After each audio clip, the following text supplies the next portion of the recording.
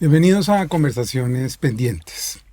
Habíamos planteado hace unas semanas tener a todos los precandidatos de una consulta que ya no fue. No nos detendremos, obviamente, en explicar lo que ya está explicado, algo que consideramos antidemocrático, injusto, parte de una estrategia de la derecha del país para que los sectores democráticos de izquierda participemos de la democracia. Hoy mismo, cuando estamos grabando este programa, el Partido Cambio Radical anuncia impugnar las listas del pacto histórico de Cámara de Representantes en varios lugares del país, así se hayan reinscrito. Entonces estamos en un escenario en donde la disputa por la participación democrática, no por el poder, es un asunto central. Y yo quiero celebrar tener hoy a uno de esos precandidatos, que ya no lo es, lo será seguramente de nuevo, porque ya lo ha sido además, que es Camilo Romero, ex gobernador de Nariño, ex senador del Polo Democrático, y además una persona que ha tenido una voz central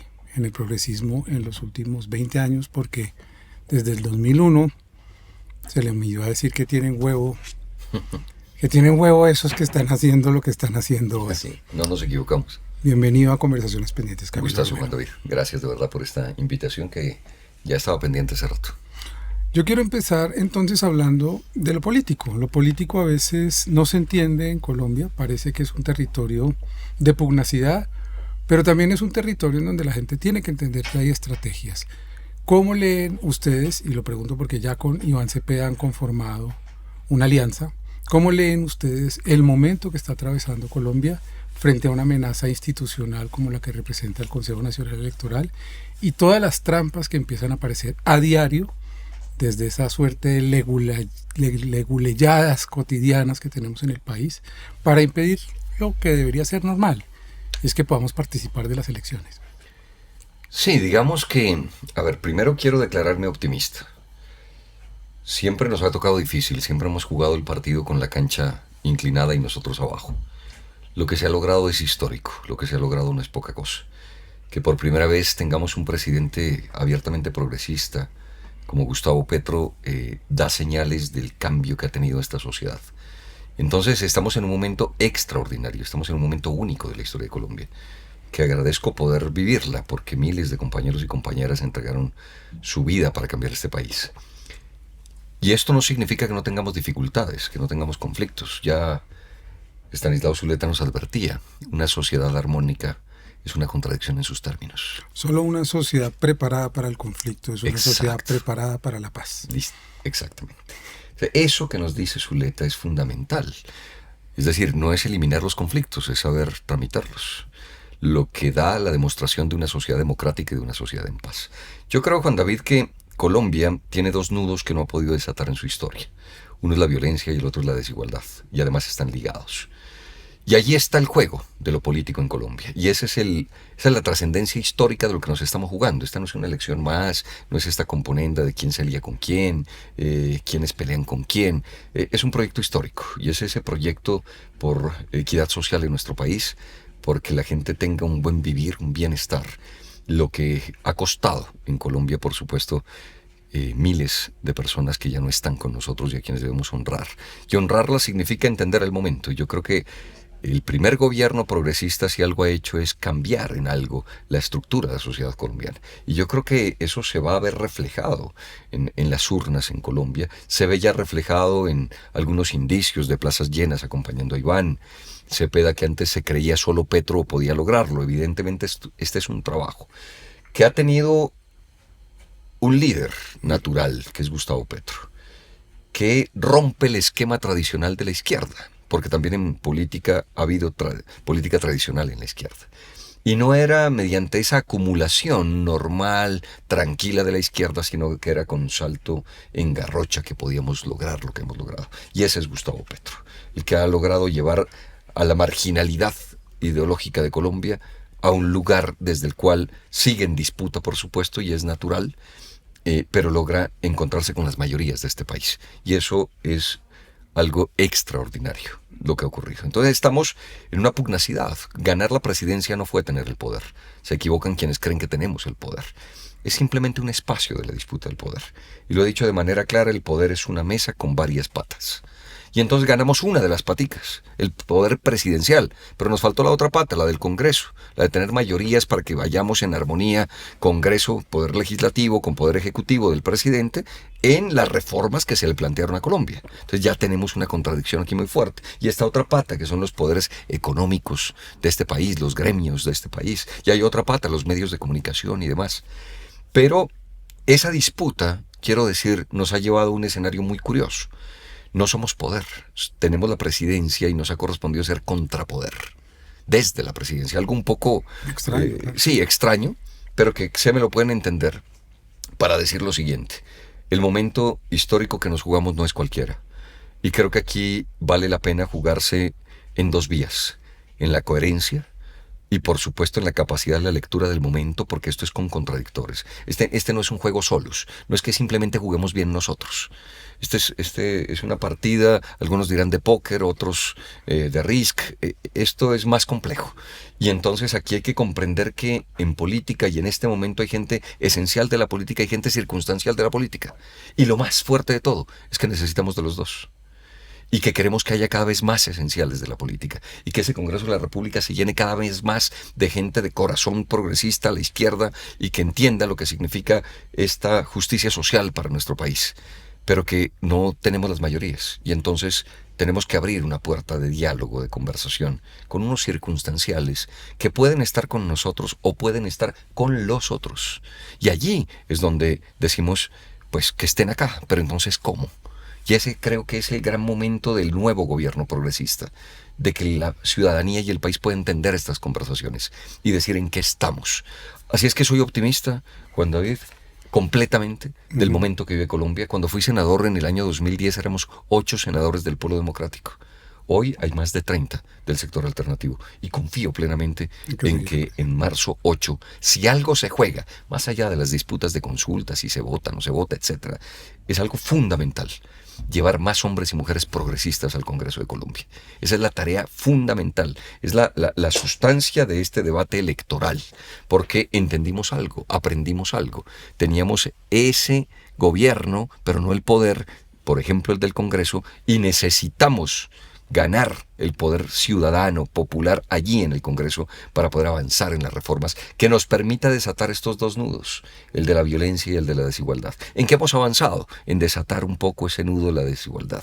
Y hemos venido dando pasos inmensos, gigantes, que valoro profundamente. Cuando fui senador, toda la pelea que di para que los gobiernos que enaltecían a nuestros soldados, a nuestros policías y los llamaban héroes, pero les pagaban migajas. Los dignificaran. Así es, y no se dio, y toda la lucha que dimos en el Congreso, y era curioso, algunos no me entendían, senador del Polo y defendía a los miembros de nuestra fuerza pública, soldados y policías, y entonces no fue el gobierno de Uribe, no fue el gobierno de Santos, no fue el gobierno de Duque, es el gobierno de Petro el que lo reivindica, y es el gobierno que les paga con dignidad por semejante tarea tan compleja en un país en donde si un sello tenemos es la violencia. Y yo digo que tenemos una democracia incompleta mientras tengamos estos niveles de desigualdad y estos niveles de violencia. Yo insistí en esta conversación, Camilo, que también hay que decirlo porque hay que contar las historias de cómo ocurren las conversaciones, así como hicimos una el 2 de febrero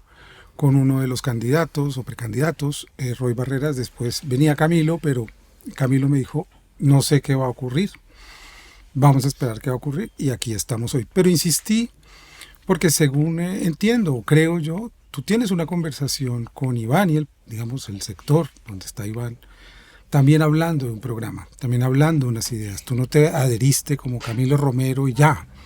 No eres un bulto, no eres solamente alguien que representa un liderazgo desde Nariño, que lo tienes y muy grande, fuiste gobernador allá y la gente te valora y te aprecia, lo sé porque trabajo allá. ¿Cuáles entonces son esas propuestas con las que iniciaste la conversación con Iván? ¿Cuál es la propuesta que le estamos haciendo al país en temas de profundización de las reformas, pero también de direcciones distintas que se necesitan dar porque el cambio también va avanzando? Y creo que los desafíos también van cambiando. Así es. Nosotros veníamos en esta campaña progresista, en una campaña que intenta recoger distintas voces también, Y hemos planteado que es urgente y necesario que nos juntemos para lograr un nuevo gobierno progresista, pero también para que tenga unos sellos establecidos allí. Y entonces la conversación con Iván también parte desde ese lugar. Y le decía, no nos equivocamos cuando tuvimos al frente la gobernación del departamento, esa responsabilidad en Nariño. Hay dos creaciones nuestras que creo que simbolizan entonces cómo entendemos la dinámica social y la realidad global.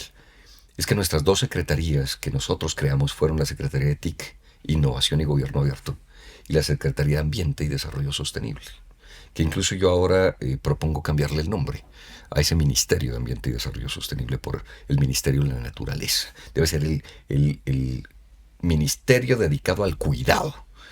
Y es el cuidado de la casa común, como nos decía el Papa Francisco. Entonces, Juan David, cuando yo planteo estos dos escenarios, es donde más creo podemos acompañar y aportar un nuevo gobierno progresista que tiene, por supuesto, la lectura de unas nuevas ciudadanías, no solo la lectura de la izquierda tradicional, sino que entiende las dinámicas sociales. Entonces, cuando nos planteamos temas como los de TIC, Innovación y Gobierno Abierto, fuimos la única gobernación que tenía un centro de innovación social. Se llamaba el CISNA. Uh-huh. O sea, eso es hablar en chino avanzado para muchos de la política normal, ¿no? Nosotros teníamos la Cátedra Futuro, un ejercicio hermoso que no pudo entender el gobierno de Duque en su momento para poder financiar con recursos de regalías, porque no teníamos recursos propios en la gobernación para llegar a cada escuelita de Nariño, que era nuestra intencionalidad. Y era un grupo de jóvenes que llegaban a las escuelas de nuestro departamento a enseñar futuro. Es decir, las nuevas tecnologías, es decir, todo lo de GPS. Había hackatones para pensar entre todos y los niños ayudando a resolver problemáticas desde lo nuevo. La posibilidad de enseñar código. Hoy el analfabeta no es el que no sabe leer, sino el que no sabe código. Y nos falta mucho en eso, me incluyo. Es decir, temas de vanguardia, que un niño del Charco Nariño pueda tener en un momento acceso de conectividad a Internet como lo puede tener alguien de Bogotá o más allá, en París. Entonces nos vamos a detener ahí para ir desglosando esa propuesta. En las TIC este gobierno, y lo sé porque estuve ahí, no pudo, digamos, no logró, y lo sé porque el presidente lo insistía mucho en los consejos de ministros, ¿dónde está la conectividad? Y parece que eso fuera imposible, que fuera un desafío imposible cuando uno ve otros territorios del mundo que ya cumplieron esa tarea. ¿Qué es lo que nos ha pasado? Mire, yo creo que nos sigue hay muchas tareas allí, Juan David. Por ejemplo, aquí hay que lograr que Internet sea un derecho fundamental. Es decir, cuando yo hablo de dos nudos, el de la violencia y el de la desigualdad, y el Estado en Colombia ha tenido un papel vergonzoso, grotesco, que ha profundizado la desigualdad y la violencia. Es decir, el encargado de desatar los nudos, digamos, al que le entrega la confianza ciudadana, esa responsabilidad, lo que hace es enredarnos más. Y entonces hay miles de ejemplos, Juan David. El programa de alimentación escolar, cuando tuve que asumirlo, y este es un paréntesis dentro del paréntesis, pero perdón porque tengo que explicarlo. Así son las conversaciones. Juan David, para mí era muy fuerte que siendo en Nariño un lugar apartado, un lugar aislado del centro de poder, y mucha gente con una concepción, ¿no? Somos pobres y vivimos lejos, el último rincón olvidado de la patria.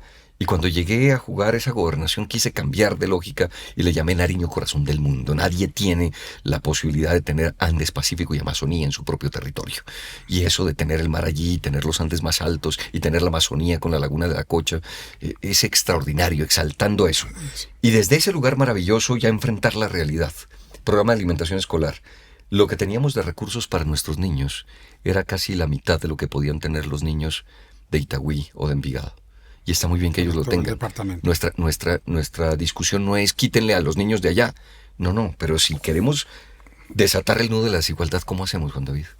No es lógico que ese departamento tenga más recursos para poder solventar, porque allá las familias discuten si los niños van o no al colegio o se quedan trabajando y deciden mandarlos al colegio para que puedan comer, no para que puedan estudiar y aprender. Tenemos una realidad y una ausencia del Estado en el territorio grotesca. Entonces yo digo, esto es para llegar a este punto, y es que el Estado en Colombia ha hecho parte de todavía enredar más los nudos de la violencia y de la desigualdad. Y entonces ahí es donde hay que desatarlos. Entonces, cuando hablo de estos dos temas, claro, son dos temas que hay que entenderlos a nivel global. No hacen parte de la política, incluso digo, de la realidad tan fuerte y cotidiana de nuestros colombianos y colombianas, pero tenemos que levantar la mirada, tenemos que levantar la cabeza. Entonces yo era un gobernador en Nariño que estaba hablando del CISNA, del Centro de Innovación Social, de un gobierno abierto, transparente, participativo, con presupuesto participativo, que sea colaborativo, mientras teníamos que hablar era del subsidio al combustible, del subsidio al gas, de cómo íbamos a hacer para que la gente tenga lo mínimo del agua potable. Pero teníamos que hacer las dos tareas al tiempo, porque una sociedad tiene que vislumbrarse a futuro. Y Colombia debe hacer. Entonces te decía que en el tema de innovación, ciencia, tecnología, y lo que tú me cuentas ahora me refuerza esta idea, necesitamos, por ejemplo, lograr que Internet sea un derecho fundamental, porque ahí se juega también la desigualdad.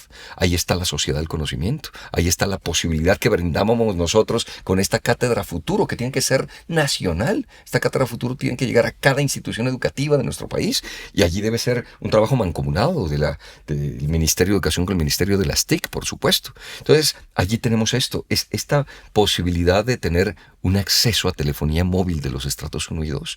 Debe ser ya una preocupación de gobierno. No puede ser el del sálvese quien pueda. Estamos hablando de derechos, y este es un derecho que tiene que ver con otros, es conexo a que tenga la posibilidad del acceso al conocimiento para que puedas tener acceso a otros derechos. Así es que creo que allí nos falta una tarea fundamental. Y el otro es el Ministerio de Ambiente, Juan David. Pero espérate, ahí te digo, uno de los, digamos, de los horizontes que ha insistido el presidente, y creo que en eso tienes mucho que decir, es en la transformación territorial.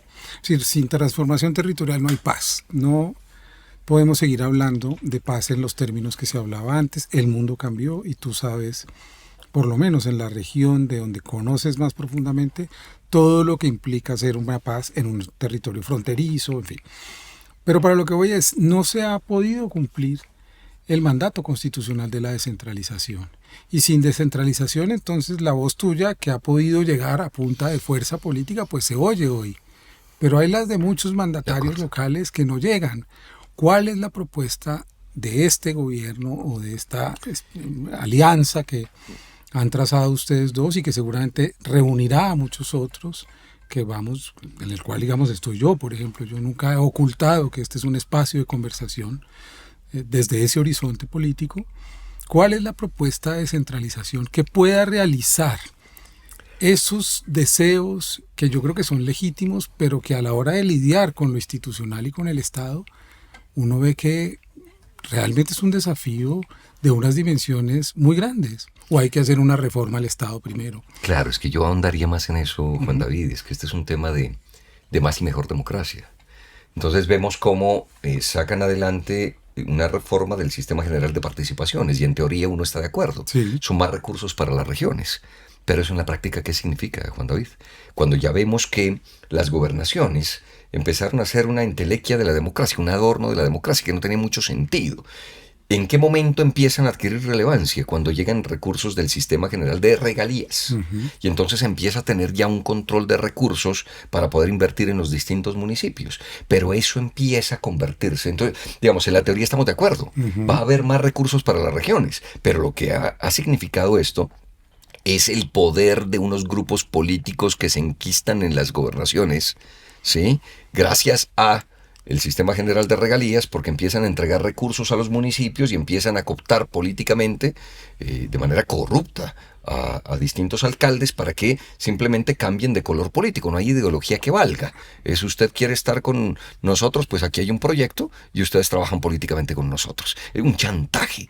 Y entonces yo digo, ya teníamos ese Sistema General de Regalías promoviendo eso, y entonces tenemos gobernaciones que no han cambiado de sector político y ya vamos 12 años con esas gobernaciones. Le pongo ejemplos: Cundinamarca, Valle, Boyacá, independientemente de qué color tengan pintado, ¿no? El fondo de todo esto es lo mismo, es una politiquería allí.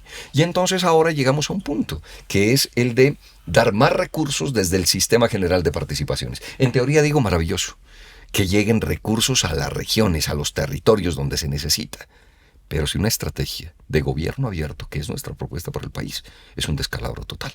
Significa abrir el grifo, ¿no? Ya no solo para soportar los escándalos de corrupción nacional, sino para que además se fortalezcan castas y casas políticas que, si ya con los recursos de regalías han mantenido la gobernación durante 12 años, imagínate lo que pasa ahora con más recursos del Sistema General de Participaciones. Y mira entonces la distancia que hay entre la teoría, que lleguen más recursos a las regiones, quién se puede oponer a la realidad que tenemos en Colombia de una casta política tradicional perversa que es insaciable. Por eso cuando hablamos con Iván y cuando hacemos el acto en el que nos sumamos a él y nos juntamos, yo llevaba una camiseta y Iván lo recoge en el discurso. El mensaje era: más coherencia, menos codicia. Y es que hay una clase política codiciosa en Colombia. Y creo que el presidente Petro ha sido genial en plantearlo de esa manera. Esto es codicia o vida. Y eso no solo es la disputa territorial, local, regional, es la disputa global. Es lo que estamos viendo con el poder desmedido, despiadado, salido de toda lógica, hasta del derecho internacional de un hombre como Trump, ¿no? Entonces estamos viendo esta disputa que finalmente refiere a una contradicción que es la polarización, la codicia o la vida. Y quienes estamos por la vida la entregamos por esta causa y por esta lucha, porque es lo que necesitamos para nuestro país. Entonces, Juan David, yo sí creo que lo que en teoría está bien genera una grave preocupación. ¿Cuál es nuestra propuesta cuando digo gobierno abierto? Nosotros construimos 14 herramientas de lucha contra la corrupción en el departamento de Nariño. El único lugar en donde tú podías entrar a un portal en donde veíamos cuánto tenían en las cuentas bancarias los funcionarios públicos. Muchos dicen que eso hace parte de la intimidad. Yo logré imprimirle a quienes trabajan con nosotros la obligación de contarle a la gente que tenemos. Y entonces aquí hay una diferencia fundamental en el quehacer política. ¿Estás para enriquecerte o estás para hacer una política de cambio? Y quienes estamos en esa política de cambio hacemos una política que yo llamo esencial. Ojo, que ya lo he mencionado varias veces, los otros son circunstanciales de la política. Entonces yo creo, Juan David, finalmente que hay que lograr que esos recursos se cuiden y se protejan. Y así como tuvimos esa herramienta, tuvimos más. Ya me metí en el tema del PAE con el ejemplo. Y te digo, nosotros queríamos cuidar el alimento de nuestros niños y niñas. Porque llegaron legalmente, pero en contra de toda lógica, una fundación que había sido responsable de desfalcar la alimentación de los niños en otro departamento de Colombia, a ganarse la licitación en Nariño. Y lógicamente tú tenías allí los documentos y legalmente te decían: no hay nada que hacer, tienes que entregarlo. Y esa angustia de decir, ¿cómo es posible que a uno lo metan como gobernante en semejante disyuntiva? ¿Qué es lo lógico? No entregarle la licitación, pero ahí está la ley que te dice tiene que entregársela. Lo ponen contra la espada y la pared. Di todas las peleas, Juan David. Ese es un ejemplo que nunca se ha conocido en Colombia. Llegué solo, me renunciaron el subsecretario de Educación, todos los abogados de la gobernación, el señor de contratación, el encargado de la jurídica de la gobernación, me renunciaron porque teníamos que legalmente entregarlo. Un muchacho estudiante de primer semestre de Derecho decía, tiene que entregar eso. Y yo decía, pero si son los ladrones y aquí está toda la documentación. Legalmente tiene que hacerlo. Yo de verdad no podía dormir, Juan David. Yo decía, esto es increíble. Obviamente hablé con el procurador general y le dije, hermano, aquí le traigo 7 renuncias y la mía es la 8ª. Yo no voy a dejar que se roben la plata de la gente. Pero se nos ocurrió una alternativa desde la gobernación. Nuestra gobernación tenía el programa de gobierno abierto GANA, Gobierno Abierto de Nariño. Y logramos construir una aplicación, el GANA PAE, Gobierno Abierto de Nariño, para el programa de alimentación escolar. Y entonces, como no teníamos cómo tener un supervisor en cada escuela de nuestro departamento, lo que hicimos fue esta aplicación para que la comunidad educativa, sobre todo profesores, nos reporten cómo llegaba a diario la alimentación de los niños. Es decir, un cuidado. Por eso un gobierno abierto es transparente, participativo y colaborativo. Necesita de la ciudadanía. Tiene que meterse la gente. Y esa es la colaboración. Entonces, cuando te llegan los reportes de cada institución educativa de Nariño, yo me sentía muy tranquilo, porque teníamos al contratista contra las cuerdas. Le cumple y no se roba la plata de los niños, de la alimentación de los niños y lo que eso significa. Y eso se logra con tecnología, y eso se logra con un gobierno abierto. Y parte de los acuerdos para hacer mayoría con los circunstanciales deben estar sobre la mesa con un ejercicio de gobierno abierto. Que la gente pueda tener en su teléfono móvil, en su celular, la posibilidad del control de un gobierno. Y para eso, ¿qué se necesita? Voluntad política. Y yo te hago una pregunta porque tu experiencia en Nariño es muy importante, es porque ahí está todo. Está esa parte, digamos, de querer hacer una administración pública abierta de cara a la gente, con un mensaje claro, con, por supuesto, fracasos y errores, porque en ningún gobierno todo es absoluto. Pero también tienes un territorio que ha sido cooptado por cultivos ilícitos, por minería ilegal, por fronteras, por rutas que pasan por el departamento, por esas condiciones geográficas que señalabas, que es además maravilloso y bellísimo como pocos. Cómo armonizar, cómo conversar con eso que no es fácil de conversar. ¿Qué hacer con los cultivos ilícitos? Vamos a seguir pensando que esto lo podemos arrancar, que podemos fumigarlo, o nos vamos a empeñar, tú que fuiste gobernador, no sé si lo intentaste, en regular esos cultivos, en que esas plantas sirvan para otros usos, como existen en otras partes del mundo. Bueno, ¿Cómo hablamos de abrir esos datos frente a un territorio que, como toda Colombia, tiene unas complejidades y unos retos de paz y de amenazas del narcotráfico, ya no solo narcotráfico, digamos, de comercio ilegal, claro, inundando el país? Creo, Juan David, que estás planteando más enredos a la conversación, más nudos, pero intentémoslo. Digo esto porque decía que uno de los nudos por desatar es la violencia en Colombia. Y sin duda alguna, nadie es ajeno a que el narcotráfico ha sido el gran combustible para la violencia en las últimas décadas en Colombia. Y entonces, aquí estamos ante las acciones que podamos tomar nosotros dentro de lo que significa Estado-Nación y lo que debe significar una tarea conjunta a nivel global.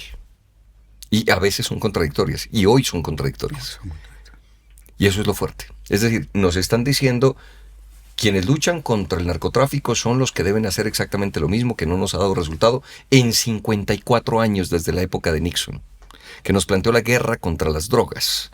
Y esa guerra contra las drogas fracasó. El país más poderoso del mundo, que ha hecho lo que ha querido con el mundo, que ha permitido el genocidio en Gaza, que ha impulsado que estas violencias. Sometido a Cuba a una... Ahora tiene sometido a Cuba a este bloqueo. Es decir, ese país que ha hecho todo, curiosamente, ha fracasado en la lucha contra las drogas. Es incapaz de haber ganado la lucha contra las drogas. Y para nosotros no es coincidente.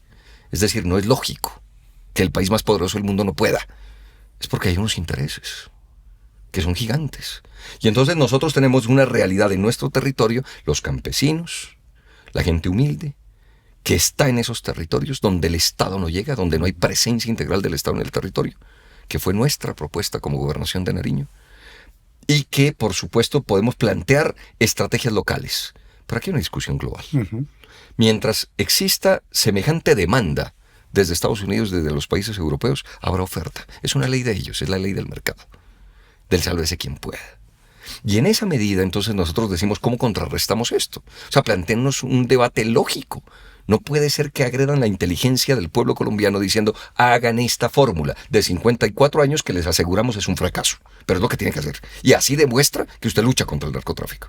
Vaya, es una, digamos, al menos en el debate y en la conversación, y si se puede un poco más profunda, es grotesco con la inteligencia de los seres humanos. Entonces, hay que plantear esto en los dos escenarios. En el escenario internacional, hay que plantear un debate de sensatez, de corresponsabilidad. Si ustedes generan semejante demanda, habrá oferta. O sea, ¿cuál es la responsabilidad allí? ¿Cuál es la responsabilidad de quienes, por supuesto, se enriquecen en esa cadena comercial de las drogas? Que se consigue droga en cualquier esquina de cualquier ciudad de Estados Unidos. O que se bancariza el dinero en cualquier banco del mundo. Así es. ¿Dónde está esa responsabilidad? ¿Y qué nos tocó a nosotros? Pagar con nuestros muertos y la violencia en el territorio. Y cuando te hablo del territorio, déjame darte dos ejemplos. Cuando llegas a Tumaco y un profesor, un padre de familia, te puede decir: mire, es que yo estoy en esto porque no tengo ninguna otra posibilidad. ¿Y sabe qué hago con la plata de raspar coca? Pagarle a un profesor para que llegue a nuestra vereda donde no está el Estado. Y sientes esa ausencia del Estado y ese fracaso de la presencia del Estado en el territorio. Y la otra que le he contado muchas veces, pero es que es absolutamente emblemática para entender esto, del abandono del Estado a los territorios.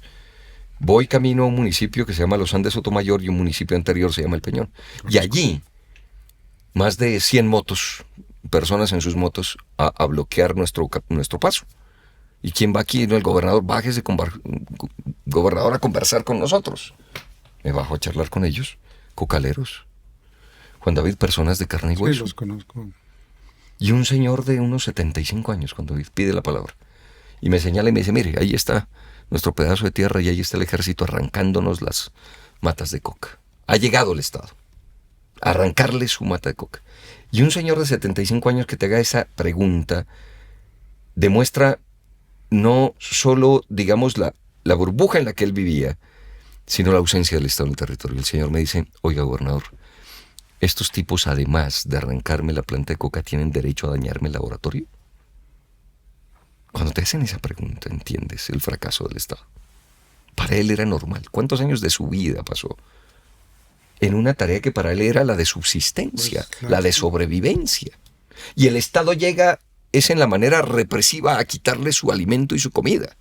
El señor incluso cree que eso es hasta legal en su mundo. Y pregunta si es legal que le vayan a quitar su laboratorio. O sea, completamente en la ilegalidad, desde este punto de vista. Pero desde el punto de vista humano y social, ahí hay otra cosa. Y ahí es donde está ausente el Estado. ¿Y qué hicimos nosotros, Juan David? Construimos desde la gobernación un equipo que se fue vereda a vereda, corregimiento a corregimiento de nuestros municipios, hablando con la gente y con la ciudadanía, a decirles si estaban o no y a firmar un preacuerdo de sustitución de cultivos de uso ilícito. Y nos firmaron más de 62,000 familias. Y entonces la gente estaba dispuesta. ¿Y cuál era la oferta? Había confianza, exacto. Entonces la oferta era sustituir los cultivos de coca por cultivos lícitos y que el gobierno y el Estado empezaba allí. Estábamos hablando de la época ya de este proceso de paz y uno de los puntos del proceso de paz era la sustitución de cultivos de uso ilícito. Hermano, hicimos toda la tarea. Y cuando llegó el momento y llegó la hora, no tenían los recursos. Y entonces el Estado, imagínate cómo llega, con qué cara llega. Nunca he llegado, vengo a proponerte que hagamos un acuerdo y le incumple el acuerdo. Es grotesco. Entonces, ¿qué logramos? A pesar del abandono del gobierno nacional de Juan Manuel Santos, al que le valoramos mucho su esfuerzo de paz, pero quedó también mucho en estos territorios, solo la palomita en su solapa, no en la realidad de la gente. Y se lo advertimos. Ahí había un editorial de abril del 2017 que dice el grito del gobernador. Ya no sabíamos cómo darle a entender que lo que se nos venía a Nariño era un problema muy grande, que nos íbamos a quedar viendo La Paz por televisión con unos conflictos sociales y por supuesto de violencia. De hecho, 2018 fue el año más violento en Nariño después de muchos, muchos años. Entonces, logramos nosotros, a pesar del incumplimiento, hacer con 16,000, 17,000 familias este inicio, que tal vez llegaría al 25% para la sustitución. Nariño dejó de ser el departamento con más coca en Colombia después de 18 años. Y Tumaco dejó de ser el municipio con más coca después de 18 años. Pasó a ser Norte de Santander como departamento y Tibú como municipio. Solo con una voluntad política. Y aquí viene la recriminación de cómo no es capaz el Estado de cumplirle a la gente y a la ciudadanía. Y eso es, para mí, lo más grotesco que existe. Que no llegues al territorio y que cuando llegues a incumplirle a la gente. Y ahí nos dejó tirado el gobierno nacional. Entonces, hay estrategias, hay caminos, claro. Y este gobierno debe avanzar cuanto más pueda. Creo que tardó mucho en empezar de manera más contundente, quiero decir, porque la voluntad la tiene. Y el presidente lo sabe. Y es parte esencial. Y esa sustitución debe ir acompañada de una presencia integral del Estado. No puede ser de otra manera. Entonces creo que ese es el camino. Pero te lo ponía complejizando un poco el asunto en esos dos niveles. El del territorio y qué se puede hacer, cosas como esta. Y otro de una sensatez de un diálogo global. No puede ser esta cosa de seguir insistiendo en lo que no ha dado resultado. Ahí tocas un tema que creo que es de interés para todos y es, incluso hoy el presidente Juan Manuel Santos salió otra vez en una entrevista diciendo que ni el gobierno de Iván Duque ni habían cumplido lo firmado en La Habana. Yo discrepo y lo haré una y otra vez diciéndole que si 600,000 hectáreas no alcanzan, si el hambre disminuyendo, si el alza de un salario mínimo, si la dignidad de los soldados y policías no alcanzan todavía, no puede decir que no se ha hecho, por supuesto, un esfuerzo enorme. Sin embargo, evidentemente hay una discusión sobre lo que se firmó, que creo que tú fuiste testigo presencial de cómo empezó a caerse ese andamio.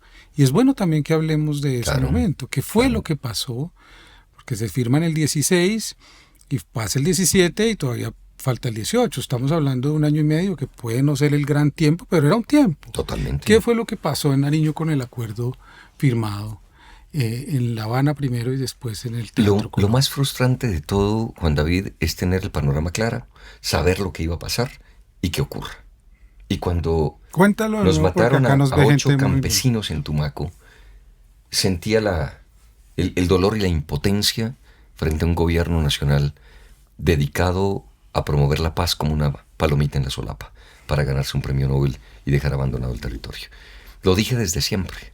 En el primer consejo que tuvimos con el presidente Santos en Tumaco, cuidado, no nos dejen viendo la paz por televisión. Aquí hay un problema muy grande y la única posibilidad es presencia integral del Estado en el territorio. No nos dejen sueltos.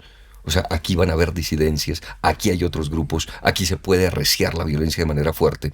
Le apostamos a la paz. ¿Y cuánto le apostó Nariño a la paz? ¿Y cuánto le apostó los lugares más golpeados por la violencia, que además fue un fenómeno nacional? Quienes votamos por la paz fuimos los territorios en donde más violencia sentimos, tenemos y son una realidad, más allá del sentir. Y las ciudades capitales de Colombia acompañando ese no a la paz, indiferentes con los que sufren la violencia de Colombia. Y Nariño la apuesta con todo, se puso de blanco, marchó, acompañó, salió a votar, hizo todo lo que tenía que hacer. ¿Y qué hizo el gobierno nacional? Firma, como tú dices, en noviembre del 16. Y nosotros insistiendo, hey, fuerza pública de inmediato a ocupar los territorios abandonados por las FARC. No pueden quedar a merced de cualquiera, es lo mínimo. Pero al día siguiente presencia integral del Estado en el territorio. No hay otra manera. ¿Qué ocurrió? No nos hicieron caso. Dejaron todo el 2017, Juan David, tirado No pasó nada. el territorio. Ni un soldado.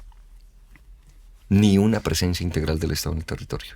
Porque detrás del soldado tenía que llegar la escuela, detrás del soldado tenía que llegar el puesto de salud, detrás del soldado tenía que llegar la oferta social del Estado al territorio. No, dejaron abandonado a Nariño todo el año 2017. Y se le ocurre al señor Santos, entonces, próximo a irse el 7 de agosto de 2018, llegar en enero a Tumaco, con 11.000 hombres de la fuerza pública. ¿Sabes lo que pasó en todo ese año en Nariño? Se armó todo. Se armó todo. Y en el 2018 se armó otro conflicto. Es decir, la paz para Nariño es una deuda del gobierno nacional de Santos, sin lugar a dudas. Lo que promovió fue más violencia. Y el año 2018 fue el año más violento de la historia de Nariño en décadas, Juan David, porque nos dejaron abandonados todo el 2017. Y claro, me dirán algunos, como varios de los santistas, cuando lanzaba estas críticas, pero usted es el gobernador, haga algo. 1 billón de pesos teníamos nosotros, Juan David, para todos los temas el Ministerio en el de Cultura, departamento. que es uno de los más chiquitos. Exacto. Entonces imagínate la responsabilidad o cómo hacerlo si además no ser jefe y autoridad de la fuerza pública en el departamento, porque la cumple el presidente de la República. Entonces, digamos, esto es muy curioso, ¿no? Uno plantea el tema y el debate y la respuesta es que usted es gobernador. O sea, yo le voy a decir a mi alcalde de La Tola, en Nariño, cuando digo mi alcalde, pues es el que coincidió en los tiempos. Señor alcalde, responda usted por la violencia de su municipio. Por favor, si estamos hablando de un negocio del narcotráfico que es transnacional, que tiene estos carteles en el mundo, que genera una cantidad de dinero justamente por la prohibición, ¿no? Por esa mirada absolutamente estrecha y codiciosa, pues no vamos a volver responsable a este señor alcalde de un municipio de 6ª categoría que no tiene recursos para lo mínimo, que enfrente a los grandes carteles del narcotráfico. Entonces yo creo que ese fue un fracaso total del gobierno Santos y pasó, por supuesto, también en la zona de Norte Santander y todo lo que tiene que ver con el Catatumbo. Y se lo dije al presidente Santos de una manera gráfica cuando me reuní con él. Mire, presidente, usted tiene el mapa de Colombia. Tenemos este problema, es transversal a toda la sociedad colombiana. Pero usted tiene 2 alertas, pero que están parpadeando todo el tiempo en un rojo intenso, que son Catatumbo y Nariño. Usted no puede atender a Catatumbo y Nariño de la misma manera que puede atender al resto. No, son fronteras. Usted tiene que tener aquí, claro. Aquí hay cuidados intensivos y para eso existen, y aquí hay unas urgencias y aquí hay una atención médica. Es distinto. No fue posible. Y yo creo que es un ejercicio de poder clasista, el que no entiende la realidad de la gente y del territorio. Y eso molesta como, digamos yo, hay 2 cosas que yo no soporto, la prepotencia y el afán por el dinero. Y allí encontré esa prepotencia de una élite, absolutamente alejado de la gente, de un gobierno clasista.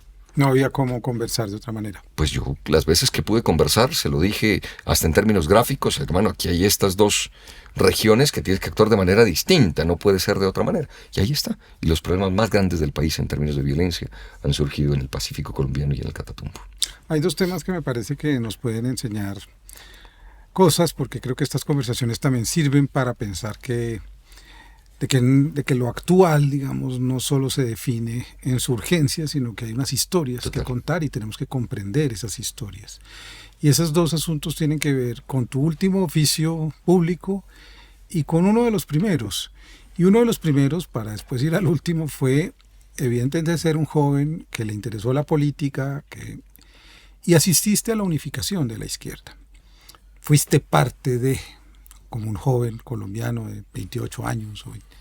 ¿Qué pasó en ese momento para que el Polo pudiera concretar al menos durante unos años esa unidad que todos hoy estamos ansiando o anhelando, porque creemos muchos que es la única manera de seguir avanzando? ¿Qué se tuvo que dar para que el Polo pudiera tener esa energía suficiente para ocupar un lugar político en Colombia? A ver, yo la planteo desde este punto la respuesta, Juan David. Primero, vengo de una entrevista en donde decía también esto. A mí no me cabe un defecto más, yo vengo de todas las izquierdas. Mi generación pasada, un tío del MOIR, otro tío de la UP, mi papá del M19, de gente que entregaba la vida por el cambio de este país. Y ellos tenían una concepción de la política, que era entendible en su contexto, en su momento, y desde una óptica de una visión global de lo que estaba ocurriendo. ¿Y cuál fue mi intento de aporte a esto antes de hablar del Polo? Es que ellos se habían jugado la teoría del movimiento de masas. Y cuando yo llego y analizo y entiendo la dinámica política, yo les planteo que es momento de un movimiento de opinión, que hay que desatar ya un movimiento de opinión. Ya había pasado un fenómeno Mocus, ya había pasado un fenómeno embolador.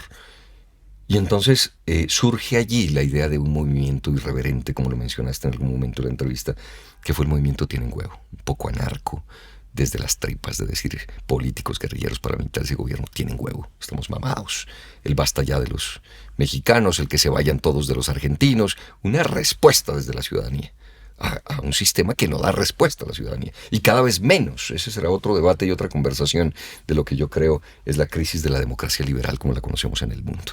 Pero digamos ya en Colombia, nosotros respondiéndole a este sistema y sobre todo a este establecimiento y a los actores de violencia en Colombia.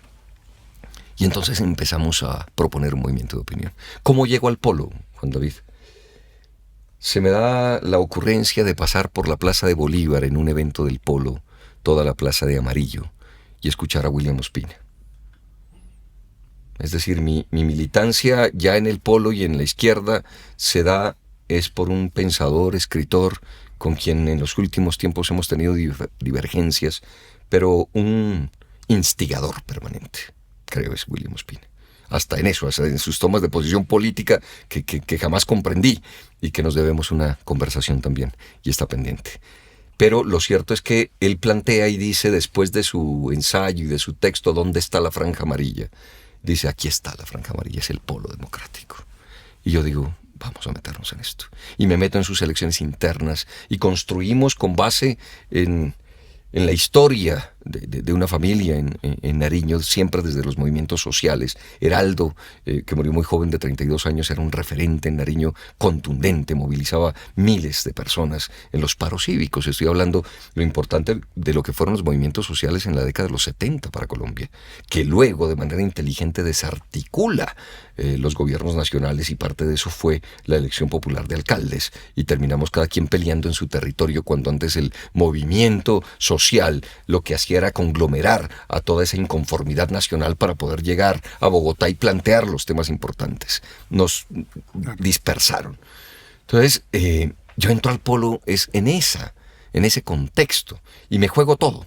Y entonces yo recuerdo, participamos en unas elecciones internas para ver cómo quedaba conformado el comité ejecutivo, y nos metimos en el ejecutivo. Y yo solo fui 2 veces a ese comité ejecutivo. Unas peleas viscerales, pero Impresionante. Y me gasté una semana de mi vida que todavía me arrepiento. Hablando con el maestro Carlos Gaviria, con Petro, con Lucho Garzón que estaba allí, con Robledo. Oiga, yo acabo de llegar aquí, juntémonos, mantengamos la unidad. Ya cada quien estaba por las suyas. Y yo tengo esta comparación. ¿Qué me pasó a mí? Pues que fui por culpa de William Ospina, creo que no lo sabe, que se entere ahora. Y llegué al polo tarde. Es cuando te pasa que te invitan a una fiesta y cuando llegas ya están los borrachos. Entonces eso volaban las silletas de un lado a otro, tocaba, y entonces claro, nuestro grupo se llamaba Vamos Independientes, porque volaban silletazos por todas partes, y cuando me siento en el ejecutivo, además me pasan la cuenta de lo que se habían bebido. El polo debe tanto dinero. Entonces, ¿dónde estoy metido? Y claro, llego en un momento de un polo que creo ya le ha quedado claro al país.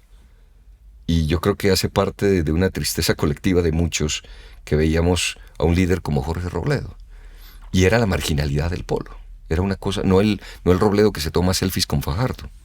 No, era un momento allí del polo bastante fuerte y sale Petro de allí y entonces yo quedo metido en el polo liderado por Robledo. Y le dije en algún momento, mire, señor, usted lo que va a hacer es expulsar a todos del polo y después se va a expulsar usted frente a un espejo. No me equivoqué. Se dio la decisión y se fue él del polo. Digamos, en una marginalidad sin comprender el momento, la responsabilidad histórica, en las peleas que han existido. Insisto, los conflictos están. Es natural que existan en cualquier grupo social. El problema es cómo lo resolvemos. Y ese es mi paso por el polo, absolutamente incómodo frente a un poder del aparato del partido, cuando nosotros queríamos era tener un espacio y una voz de opinión ante el país. Y por eso de allí salimos nosotros. Yo llego como la cuarta votación más alta de los 8 que salimos senadores, a imprimir una cosa distinta, a tumbar los muros de la oficina, a que haya cámaras web, a que la gente pueda ver qué se hace en el Senado de la República, desde el espacio más oscuro de la democracia de Colombia, decirle, aquí hay una oficina pública, abierta y visible, transparente, con micrófonos, cualquiera se puede conectar, métanse en la página del senador Camilo Romero y allí escucha y ve todo lo que pasa en esa oficina, planteando nosotros informes semana a semana para dar rendición de cuentas a quienes nos votaron, es decir, un ejercicio de innovación política, y metidos en un esquema tradicional desde la izquierda, absolutamente incómodo. Y además se va el más atrevido de todos, Petro, se queda por fuera y monta con unos amigos en una esquina un grupo que se llama Progresistas. Y entonces yo de senador digo, a la alcaldía de Bogotá no hay que acompañar al que está proponiendo el polo, el señor Aurelio Suárez, sino a este señor que se fue del polo, que es Gustavo Petro. Y todo el aparato encima, a ver cómo me expulsa del partido, a ver cómo nos saca de esa rigurosidad que alejó tanto a la izquierda del pueblo colombiano.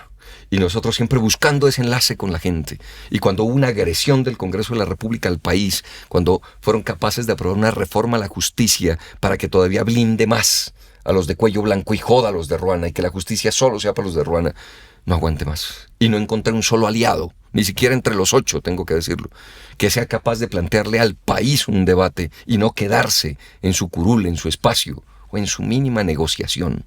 Aquí hay que plantearle al país algo mucho más grande. Y allí entonces propuse que ese Congreso no le servía a Colombia siendo congresista y que había que revocarlo. Y me salía a buscar las firmas con la gente, con la ciudadanía, y no pude convencer a un congresista. Y yo les decía, pero si hace años al menos existían unos 3 mosqueteros, ¿cómo es que no vamos a salir a esto? ¿Cómo es que no podemos frentear a este señor? Recuerda usted, presidente del Congreso, Corso, dijo que el salario de los congresistas no alcanzaba para tanquear sus camionetas. Sí, era una burbuja, una agresión al pueblo colombiano. Y me fui al encuentro con las mayorías nacionales y salí a recoger firmas y logramos 1.350.000 firmas. Y allí, vale la pena decir, empezó la contradicción más grande que he tenido en estos años con el señor Roy Barreras, en ese entonces presidente del Congreso al servicio del poder. Y lo hemos enfrentado siempre. Y tenemos posturas distintas. Y sé que es un tipo circunstancial, que puede estar con ellos, Cambio Radical, al lado de Uribe, defendiendo el legado de Uribe, con Santos o ahora con Petro. Es circunstancial de la política. Nosotros estaremos siempre de este lado. Y esas son las diferencias. Y eso no significa ser marginal para no entender que los circunstanciales pueden estar con nosotros para ser mayorías o pueden estar con nosotros. Es distinto. Última pregunta que sirve para recoger esa indignación del tiene huevo, y es que tuviste la oportunidad de ser embajador en Argentina, en un país que de alguna manera reaccionó a algo, a una hegemonía, buena, mala, eso no está en mí en juzgarlo. Creo que en Argentina se hicieron grandes cosas, grandes cambios sociales, pero evidentemente había un hartazgo con esa imagen del poder. Y gana un señor como Milei. ¿Qué sentiste como ciudadano al ver una sociedad que había caminado, protestado, que tenía una efervescencia social tan grande, a la aparición de un hombre así en el escenario político como presidente de la República? Lo mismo que sentí como cuando fui gobernador y sabía lo que iba a pasar. Y esa es una combinación de agudeza, de sensibilidad política, si se me permite, con las lecturas de lo que hay allí.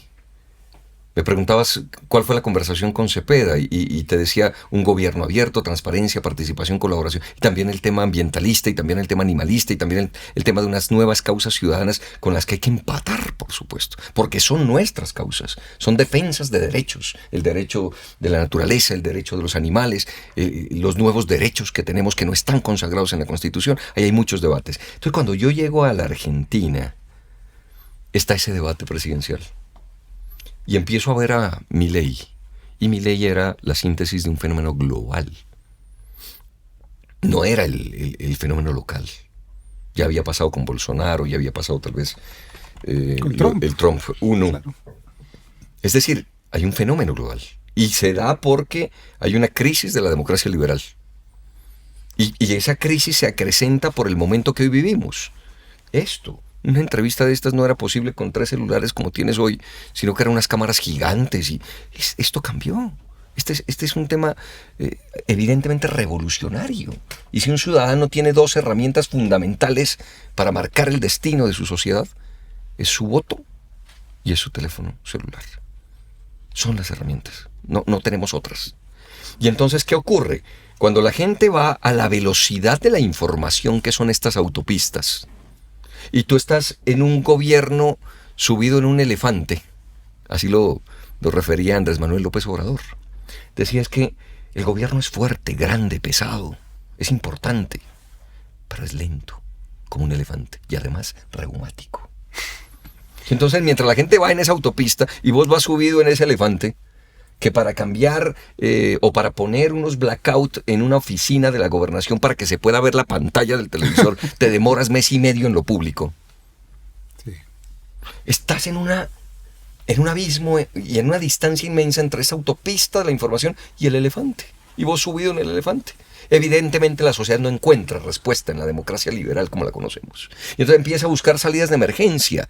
Y oh sorpresa, esas salidas de emergencia van al abismo, con personajes como Bolsonaro, Trump, Milei y demás. Y entonces lo que yo sentí es hablar con los argentinos con su característica superioridad de muchas cosas, ¿no?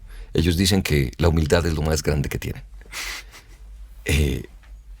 Personajes tan queridos, amo Argentina y los argentinos. Y cuando converso les digo, cuidado con este señor. Son fenómenos globales. Y me respondían y me decían, estás hablando de la sociedad más aguda, más instruida, más politizada de nuestra América Latina. No sin razón, es verdad. Allá llegan miles y miles de colombianos y colombianas a buscar una posible educación. Y yo les decía, cuidado. Y después hablé con un alto funcionario y le decía, ¿cómo están viendo esto? En esas charlas particulares, personales. Por supuesto, no del ejercicio de lo público en lo que no se puede, pero muy inquieto. Y Milei se coló en la sociedad argentina. Pero para eso se necesitan 2 cosas, que es lo que hoy Colombia no tiene por fortuna. Una es ese fenómeno, una cosa distinta, una cosa rara, una cosa políticamente incorrecta, que es Milei, pero otra condición se requiere, una debacle de la otra corriente política, es decir, una falta de credibilidad, de amor por la gente. Yo veía a esos funcionarios, ya habían perdido la mística, eran funcionarios, no entendían el compromiso con la gente y la ciudadanía, y eso me parecía complejo. Entonces, en Colombia intenta parecer un Milei, y yo me alerto, y digo, cuidado que tiene la misma caracterización, pero solo se cumple esta, la del personaje, la que no tienes la otra, por fortuna. Y es que aquí hay un muro frente a semejante intento de agresión fascista. Y es esta conciencia ciudadana social de lo que ha generado un gobierno progresista. Y es por eso que el señor Abelardo, que pudo haberse colado como se coló Milei en Argentina, no puede colarse en Colombia, porque tiene un muro de contención ético, moral, de lo que significa un gobierno progresista para un país. En cambio, en Argentina pasó derecho Milei. Y es transversal a toda la sociedad. Se cumplen esas dos condiciones en Argentina, que en Colombia no, por fortuna, y entonces hoy el señor Abelardo lo que hace es tomarse el oxígeno de un sector político, pero no podrá con el progresismo y con la sociedad colombiana y con quienes ven diario en su convivencia, en su cotidianidad, que ha cambiado en algo y que tener un gobierno progresista significa bienestar y buen vivir. Por fortuna estamos en ese momento en Colombia. Pues Camilo, gracias por la elocuencia, por la inteligencia, por asumir un lugar político cuando hace 20 años los jóvenes, muchos no pensábamos en política. Y eso hay que agradecerlo porque es ya un largo camino en donde has visto todo este panorama que hoy quizás tiene una solución, y esa solución tiene que ver con abrazar este horizonte que nos ha abierto este momento de cambio en el país. Así que gracias por estar aquí en Conversaciones Pendientes y gracias por insistir en que miremos a ese sur que es el norte de la paz en Colombia. Así es, los vientos del sur. Gracias a ti, Juan David. Qué importante tener estos espacios, que además a mí me sirven mucho las conversaciones para poder generar estas ideas. Esta que acabo de contarte de Milei y Abelardo me surge aquí.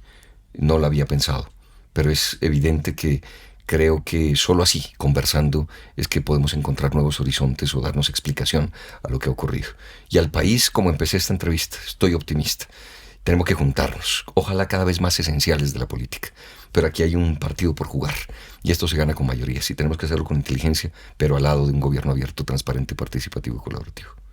Gracias. Conversando, pensamos juntos y cuando pensamos a lo mejor encontramos algunas ideas que nos interesan y otras por supuesto que no.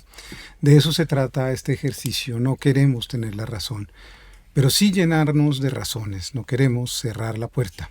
Al contrario, hay que abrir espacios para la conversación, el disenso y las ideas diversas en el país. Nos vemos en la próxima Conversación Pendiente.